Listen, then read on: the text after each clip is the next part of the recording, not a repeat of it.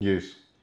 Tell me then, there's a few questions on AI that is always coming up now.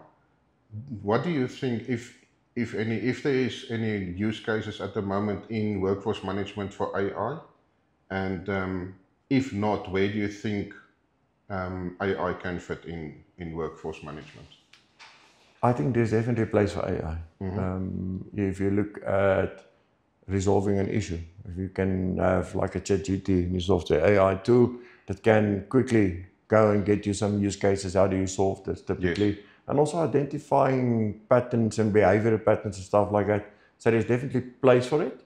Uh, I think to physically evolve in it, it's still going to be a phase approach, and Yes. we're still going to have to see how we're going to do it. But that is something that is on our roadmap to in any way implement in the software to identify, to see where how we can assist the end customer, Yes. identify rules, rule breakers, stuff like that.